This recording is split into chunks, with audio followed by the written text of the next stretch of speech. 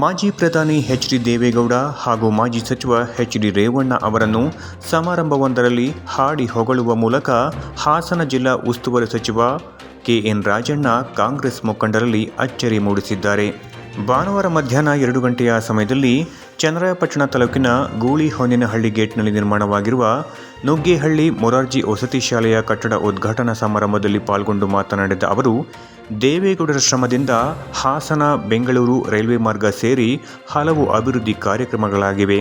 H D. Revanna ಅವರು ಮಂತ್ರಿಯಾಗಿದ್ದಾಗ ಅಭಿವೃದ್ಧಿ ಎಂದರೆ ಹಾಸನ ಎನ್ನುವಂತೆ ಕೆಲಸ ಮಾಡುತ್ತಿದ್ದರು ಎಂದು ಹೇಳಿದರು.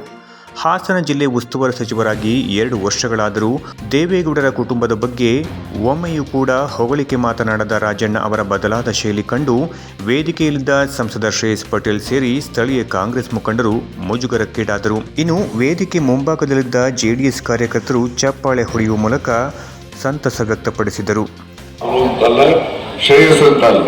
ನನ್ನ ಕಾಲದಲ್ಲಿ ಆಯ್ತಪ್ಪ, ನಾವಿತ್ತು ಇರೋದಿಲ್ಲ, ಅದು ಪ್ರಶ್ನೆ ಬೇರೆ. ನಮ್ಮ ಮೊಮ್ಮಕ್ಕಳು ಮಕ್ಕಳು ಈ ಕಡೆ ಹೋದಾಗ ನಮ್ಮ ಅಪ್ಪನ ಕಾಲದಲ್ಲಿ ಆಯ್ತು, ನಮ್ಮ ತಾತನ ಕಾಲದಲ್ಲಿ ಆಯ್ತು ಅಂತ ಅನ್ಕೊಂಡು ಹೋಗ್ತಾರಲ್ಲ. ಈಗ ದೇವೇಗೌಡರು ಈ ಜಿಲ್ಲೆಗೆ ಏನೇನು ಮಾಡಿದ್ದಾರೆ ಇವತ್ತು ಎಲ್ಲ ಅವ್ರನ್ನ ಯಾಕೆ ಅನ್ನಿಸ್ತಾರೆ. ಈಗ ರೈಲ್ವೆ ಮಾರ್ಗ ಇದೆಯಲ್ಲ, ಇವೆಲ್ಲವೂ ಕೂಡ ಅವರು ಮಾಡಿದಂಥದ್ದು, ಹೆಚ್ಚು ಆಸಕ್ತಿ ವಹಿಸಿದಂಥದ್ದು. ರೇವಣ್ಣನೂ ಅಷ್ಟೇ, ಈ 3 ತಾಲೂಕೆ ರೇವಣ್ಣ ಹಾಸನ ಜಿಲ್ಲೆ ಅಂದ್ರೆ 3 ತಾಲೂಕು. ಯಾವುದು ಹೊಳೆನರಸೀಪುರ, ಕುರುಗೋಡು, ಚನ್ನರಾಯಪಟ್ಟಣ, 3 ತಾಲೂಕು. 3 ತಾಲೂಕೆ ಹಾಸನ ಜಿಲ್ಲೆ ರೇವಣ್ಣಗೆ ಸೇರಿದಂಗೆ. ಇರ್ಲಿ, ಕೆಲಸ ಮಾಡೋದಕ್ಕೆ ನಮ್ದೇನು ಅಡ್ಡಿ ಇಲ್ಲ. ಸಾರ್ವಜನಿಕವಾಗಿ ಏನೆಲ್ಲ ಸೌಲಭ್ಯಗಳು ಬೇಕಾಗ್ತದೆ ಅದನ್ನ ಮಾಡ್ತಕ್ಕಂಥದ್ದಕ್ಕೆ ಹೆಚ್ಚು ಆಸಕ್ತಿ ವಹಿಸಿ ಕೆಲಸ ಮಾಡಿದ್ದಾರೆ.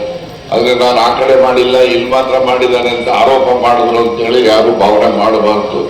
ಎಲ್ಲೇ ಮಾಡೋದು ಕೂಡ ಜನರಿಗೋಸ್ಕರ ಮಾಡೋದು, ಸ್ವಾರ್ಥಕ್ಕೆ ಏನಿರೋದಿಲ್ಲ ಅದರಲ್ಲಿ. ಏನಪ್ಪ ಸ್ವಾರ್ಥ ಅಂದ್ರೆ ರಾಜಕಾರಣಿಗಳಿಗೆ ಏನೋ ಚುನಾವಣೆಗೆ ನನಗೋ ನಾನು ಹೇಳ್ದವ್ರಿಗೋ ಒಂದು ಓಟ್ ಹಾಕ್ತಾರೆ ಅನ್ನೋದೊಂದು ಸ್ವಾರ್ಥ ಇದ್ದೇ.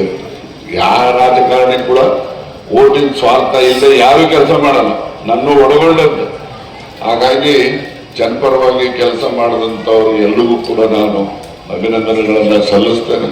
ಮತ್ತು ಇಲ್ಲಿನ ಈ ಒಂದು ಸಂದರ್ಭದಲ್ಲಿ ತಾವೆಲ್ಲ ಉಪಸ್ಥಿತರಿದ್ದು ಬಹಳಷ್ಟು ಜನ ಎಲ್ಲ ಮುಖಂಡರುಗಳು ಬಂದಿದ್ದೀರಿ. ತಾಲೂಕಿನ ಎಲ್ಲ ಪ್ರಮುಖ ಮುಖಂಡರುಗಳು, ಸಹಕಾರಿಗಳು ಎಲ್ಲರೂ ಕೂಡ ಬಂದಿದ್ದೀರಿ. ಮತ್ತೆ ಬೇರೆ ಬೇರೆ ವಸತಿ ಶಾಲೆಯ